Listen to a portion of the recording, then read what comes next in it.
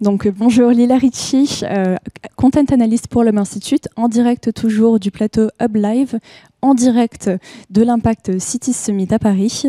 Voilà, je vous donne rendez-vous maintenant pour notre deuxième table ronde de la journée avec mes intervenants si présents, les membres du panel. Chloé Friedlander, du coup, qui est directrice de projet à l'accélérateur d'impact du groupe Caisse des dépôts. Et voilà, 3 intervenants qui viennent représenter 3 solutions accompagnées par l'accélérateur. Donc Jonathan Cantarel pour Vigirisque, Camille Picard pour Toit temporaire urbain et Mathieu Suc pour Landboost. Merci à tous les 4 d'être avec nous aujourd'hui. Merci.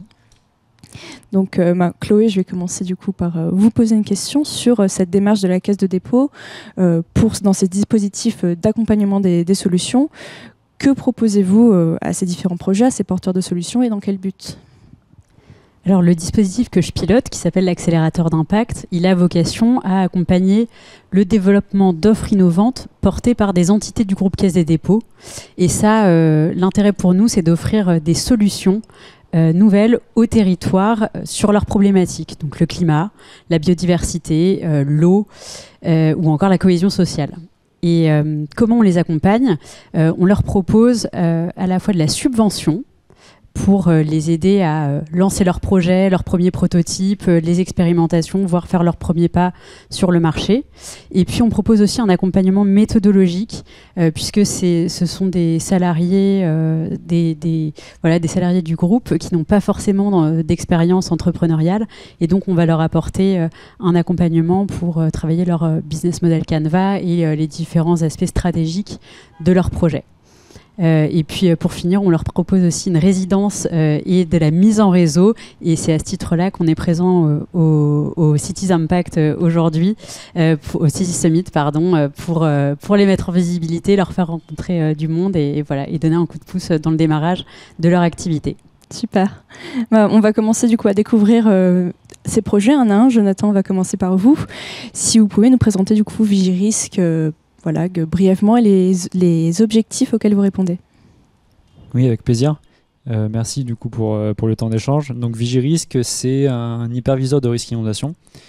Qu'est-ce que c'est concrètement ? C'est une plateforme prédictive et temps réel de gestion des risques inondation qui permet aux acteurs du risque de cibler et prioriser les actions pour protéger les populations.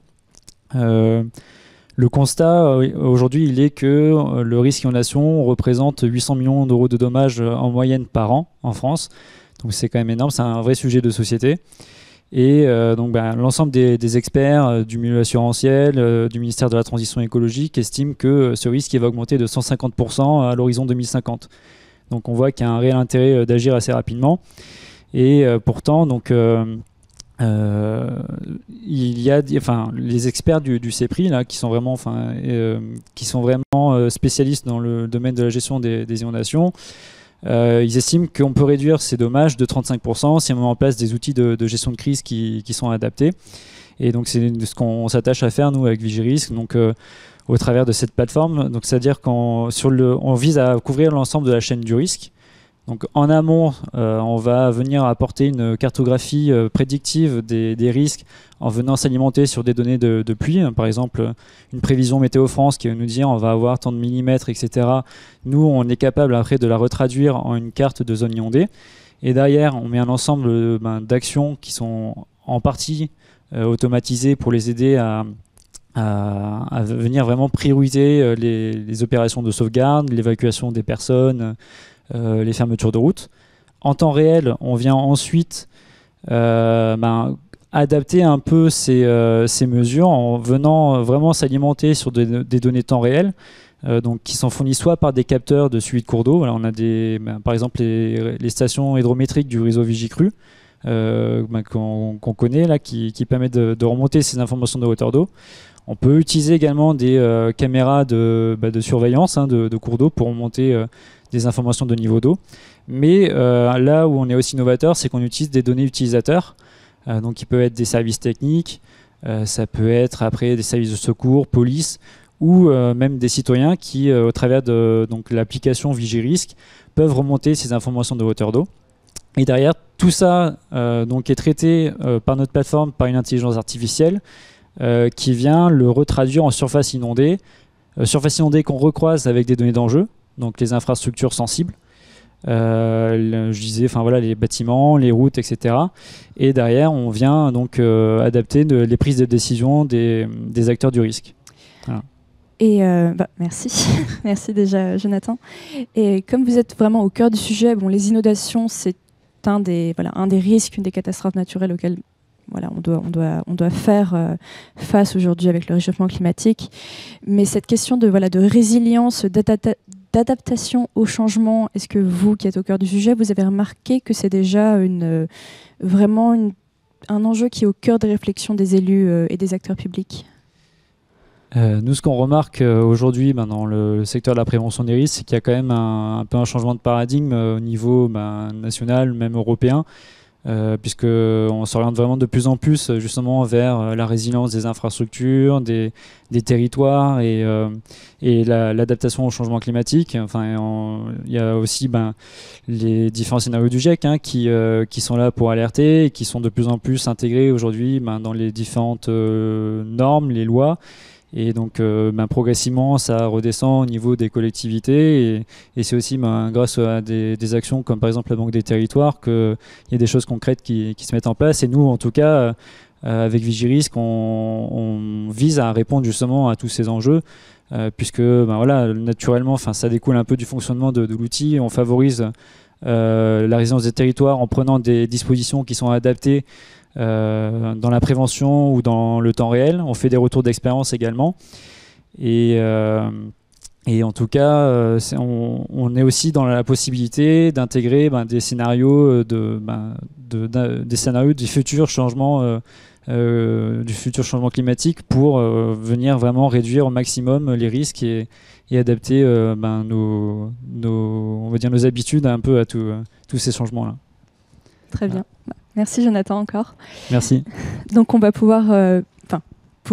Camille, on va passer du coup au projet qui est Toit temporaire urbain, donc qui répond à un défi du logement qui est plus de jamais d'actualité. Comment est né ce projet ? Merci. Ce projet est né déjà du constat qu'il existe en France de nombreux fonciers vacants. Qu'il s'agisse de friches, à peu près 37 000 qui sont aujourd'hui identifiés par le CEREMA, mais également le temps de la maturation d'un projet urbain. Un projet urbain, ça peut prendre à peu près 5 ans, le temps de déposer les autorisations réglementaires, le temps de mener à bien les études, de convaincre les habitants. Et pendant ce temps, les terrains ne sont pas occupés, il faut les sécuriser. Et au-delà de ça, pour les habitants, pour les riverains, il ne se passe rien.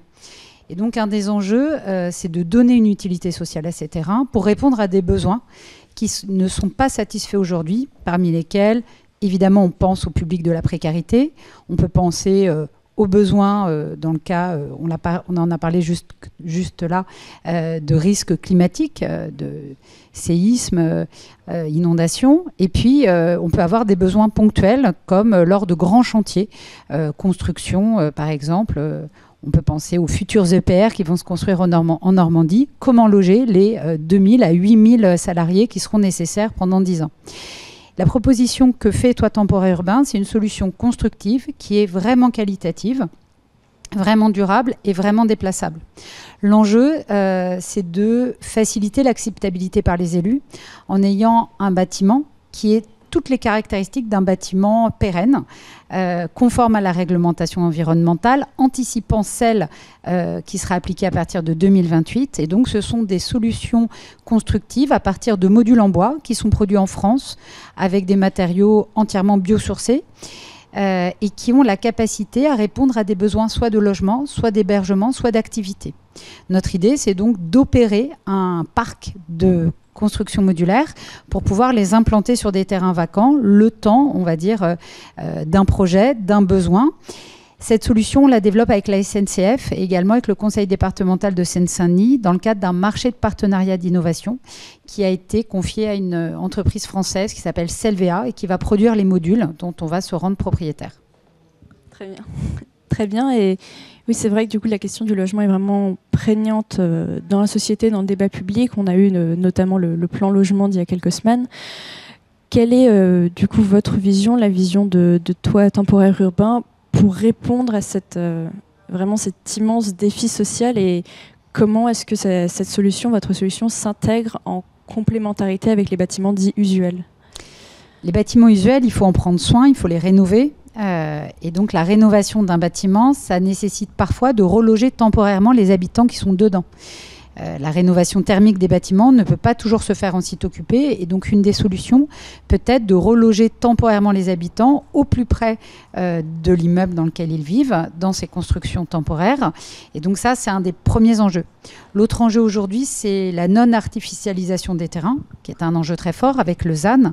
Et ces solutions temporaires, elles permettent également de répondre à des besoins sans artificialiser les sols, sans les imperméabiliser et sans prédéfinir ce que pourront être ces terrains demain. Donc on pense que c'est une solution agile parmi d'autres qui va faciliter la réponse à des enjeux qu'on a toujours de plus en plus de mal à anticiper et à prévoir. Et on pense ainsi peut-être contribuer à une certaine fluidification, notamment du marché du logement qui est particulièrement tendu dans les zones denses. Écoutez, c'est tout ce qu'on espère. On souhaite ce futur du coup pour toit temporaire urbain, pour le logement en France. Merci Camille. Et pour voilà, donc Mathieu, je passe à vous pour votre innovation. Donc Land Boost, on reste dans le domaine du bâtiment au final parce que c'est l'objectif de Land Boost est d'intégrer la biodiversité à la façade des bâtiments. Donc je vais vous poser aussi la question de pourquoi avoir initié ce projet et aussi avec qui est-ce que Land Boost travaille à l'heure actuelle. Oui, merci. Nous, on est parti d'un constat, c'est que les écologues observent depuis des années que les populations animales diminuent. C'est principalement lié à la destruction de leurs habitats, notamment les villes qui s'étendent en fait sur les espaces naturels et les bâtiments récents qui permettent pas à certaines espèces de les coloniser. Donc, on a compris que pour contribuer à restaurer la biodiversité, il fallait qu'on recrée ces habitats. Donc on s'est orienté vers les façades des bâtiments parce que les façades ont un énorme potentiel. On peut installer des aménagements à différentes hauteurs, différentes expositions, et on peut adapter les conditions pour différents types d'espèces. Ça a l'avantage aussi d'être présent partout en ville, donc c'est assez simple de s'intégrer sur les façades. Et également, on peut aussi aller dans les milieux où il y a de la rénovation thermique des bâtiments, des zones où les bâtiments sont là depuis des dizaines d'années, où la biodiversité n'était pas intégrée et où on peut avoir un vrai impact pour sa restauration. Les solutions qu'on veut proposer, en fait, elles s'intègrent complètement dans la façade. Le but, c'est qu'esthétiquement, elles soient invisibles pour qu'elles soient acceptées facilement par l'architecte, par l'urbanisme et qu'il n'y ait pas de problème. On souhaite aussi que ces solutions elles soient sélectives, donc elles permettent d'accueillir que des espèces cibles, donc des espèces comme des mésanges, des chauves-souris, qui occasionnent pas du tout de dégâts sur les façades et qui sont d'ailleurs des espèces protégées. La suite de la question. Pour le moment, on est en discussion avec pas mal d'acteurs. On n'a pas encore réalisé de projet, mais on est en discussion avec notamment Toit temporaire urbain, Place des services, des bailleurs sociaux, et notamment toutes les équipes de conception bâtiment chez GIS qui sont intéressées pour intégrer la biodiversité dans leurs projets. Très bien. Mais c'est vrai, bon, là surtout, on a notre summit ici en direct depuis Paris. C'est vrai que dans les zones urbaines, les grandes villes, on a tendance, à tort, à minimiser l'enjeu de la perte de biodiversité. Est-ce que vous avez quelque chose du coup à dire sur ce sujet ? Oui, globalement en fait tout est pas mal centré sur le dérèglement climatique parce que c'est visible partout, c'est qu'on en parle énormément, dans l'actualité. Tout le monde ressent le réchauffement, tout le monde voit les effets climatiques importants, des inondations, des incendies et tout ça. La biodiversité, à côté de ces événements de grande ampleur, elle passe complètement inaperçue. Les gens ne sont pas suffisamment sensibles à ces problématiques. Donc il faut se dire que sans la biodiversité, il y a plein de choses qu'on ne pourrait plus faire. On ne pourrait plus manger, on ne pourrait plus boire, on on pourrait plus vivre, quoi. Donc c'est un enjeu de taille. Oui. C'est vrai que ma question, c'était aussi parce qu'on observe moins la biodiversité sous les formes qu'on l'imagine, mais comme vous disiez, les insectes, les abeilles, les chauves-souris, c'est de la biodiversité à laquelle on ne pense pas forcément en zone urbaine. On l'observe plus parce qu'on la voit plus, en fait. On est dans des milieux complètement artificialisés, donc on est moins proche de ça qu'avant. Écoutez, merci Mathieu pour ces explications. Oui, Chloé ? Je voulais ajouter un petit mot sur Land Boost, mais ils installent aussi des capteurs pour justement suivre l'occupation de ces abris, et ça rend aussi beaucoup plus concret, puisque parfois les abris sont cachés, justement les oiseaux vont se nicher dans la façade, dans le bâtiment, et donc c'est aussi assez chouette et tangible de voir ces oiseaux venir nicher, se reproduire et puis prendre leur envol. Oui, effectivement, on propose du monitoring aussi pour justement observer ça et sensibiliser les populations. Et puis aussi faire un peu avancer la science et comprendre un peu ce qui se passe et pourquoi actuellement la biodiversité s'effondre, quoi. La sensibilisation, un point toujours important. Surtout sur ces sujets-là. Ouais. Oui, surtout sur ces sujets-là. Merci Mathieu, merci Chloé pour d'avoir ajouté ça. Et Chloé, du coup, comme il nous reste un peu de temps, vous accompagnez du coup ces différents projets, différents stades de maturité sur différents enjeux. Je vous sens très passionnée du coup sur... c'est très bien de vous voir soutenir ces projets. Comment, pour vous, est-ce que les collectivités, les élus, les décideurs publics peuvent s'appuyer sur ces tissus d'innovation pour tendre vers des territoires durables ?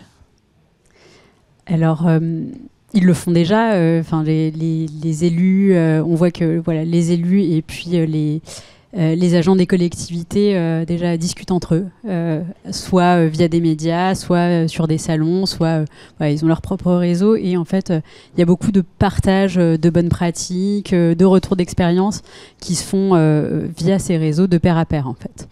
Ensuite, chacun peut faire sa propre veille et démarcher par des entreprises. Et donc certains prennent le temps, d'autres ne l'ont pas. Mais en tout cas, de faire cette veille soi-même, de participer à des salons, de participer à des conférences, de participer à des événements, et puis de se faire sa propre opinion. La deuxième chose qu'ils peuvent faire, évidemment, c'est d'expérimenter. Et donc là, il y a des collectivités qui ont des moyens pour se doter de dispositifs qui vont accompagner l'innovation, sélectionner les projets. D'autres qui vont le faire de façon plus ponctuelle. Et puis, évidemment, l'enjeu après, c'est de passer à l'échelle, d'avoir des marchés publics qui vont permettre de diffuser ce type d'innovation une fois qu'on a vérifié leur efficacité. Là-dessus, la Banque des territoires, c'est vraiment un partenaire des collectivités. On a des appels à projets pour encourager les collectivités à monter des consortiums, à développer des projets innovants. Et puis, on a aussi des grands programmes nationaux comme Action Cœur de Ville, Petites Villes de demain, qui ont pour objet la redynamisation des villes petites et moyennes et qui vont accompagner par du financement, des études, voire de l'expérimentation, les collectivités pour tester tout type d'innovation. Et puis évidemment, on accompagne, en tout cas, je prêche pour ma paroisse, mais on accompagne des projets et aussi, on a des outils digitaux pour référencer ces projets. Donc un annuaire qu'on a appelé de la Smart City, mais en fait c'est beaucoup plus vaste, mais pour retrouver toutes les entreprises qui ont des offres, des solutions innovantes et pas uniquement numériques. On insiste beaucoup là-dessus. Hein. Et puis, des outils digitaux qu'on développe aussi à destination des collectivités nous-mêmes en tant que Banque des territoires, comme les DataVis, donc pour voir un portrait de son territoire. Et voilà. Juste pour vous poser une question, justement là-dessus, dans votre référentiel, des solutions que vous accompagnez, à peu près combien de solutions vous accompagnez à l'heure actuelle, si vous avez... Alors, via l'accélérateur d'impact, on a accompagné plus de 60 projets depuis 2017. Et à l'heure actuelle, en portefeuille, je dirais qu'on en a une trentaine qui sont encore en cours de conception de leur offre de façon plus ou moins avancée. Et c'est vrai que je suis assez passionnée parce que finalement, on est... parfois les premiers à croire dans le projet, ou en tout cas parmi les premiers, c'est nous qui doivent convaincre. Donc en général, quand ils passent ce filtre, c'est qu'on est convaincu. Et donc là, on met les moyens pour pour les soutenir et faire en sorte, enfin leur donner toutes les chances de réussir, quoi. C'est très bien. C'est formidable. Et comme vous avez été remarquablement efficaces tous pour ce panel, comme il nous reste quelques minutes, on avait une dernière question, Chloé, sur qu'est-ce qu'on peut souhaiter maintenant à Mathieu, à Jonathan, à Camille. Mais je vais vous poser aussi la question à tous les trois. Qu'est-ce qu'on peut vous souhaiter maintenant dans les prochains mois, les prochaines années pour vos projets, vos prochaines étapes, objectifs Moi, je me permets de répondre en premier. On devrait ouvrir notre premier site toit temporaire urbain à Stein en 2024 pour héberger des femmes isolées qui sont aujourd'hui hébergées à l'hôtel sans accompagnement social. Et donc, pour le département de la Seine-Saint-Denis, il est très important de pouvoir les regrouper sur un même site. Donc, des femmes isolées avec enfants qui ont entre 1 à 3 enfants et qui vont être logées dans un bâtiment d'une centaine de modules qu'on va installer à Stein au Clos Saint-Lazare. Donc, on nous souhaite d'aller vite pour pouvoir répondre à ce besoin rapidement. Super, merci. Je vais prendre la suite du coup. Nous, on est dans une phase où on cherche à avoir aussi des retours d'expérience un peu de tous les utilisateurs susceptibles, potentiels de Vigirisque. Donc je vais faire un peu un appel aussi à nos auditeurs. N'hésitez pas à nous contacter si vous voulez partager vos retours d'expérience. Si vous êtes dans les collectivités, gestionnaires d'infrastructures, assureurs. On est preneur de vos retours et on est aussi dans une démarche de prototypage pour l'année 2024. Donc là, on est aussi preneur de territoires qui souhaiteraient mettre en place des sites pilotes. Voilà. Moi, je leur souhaite juste de plus avoir besoin de nous bientôt et de voler de leurs propres ailes et d'avoir suffisamment de carnets de commandes bien remplis pour ne plus jamais avoir à me parler. Oui, effectivement, de la réussite, on en veut tous. Après, nous, ce qu'on aimerait, ce serait réaliser des projets. Et puis, notamment, qu'il y ait une prise de conscience, moi personnellement, qu'il y ait une prise de conscience sur la biodiversité et qu'on systématise son intégration. Parce qu'au final, c'est quelque chose d'hyper accessible. C'est juste que personne se lance, quoi. Donc, il faut commencer maintenant et après, tout le monde suivra. Écoutez, encore une fois, vraiment passionnant de vous écouter tous les quatre. Et merci beaucoup d'avoir passé ce moment avec nous. Merci. Et nos auditeurs. Merci. Merci. Merci.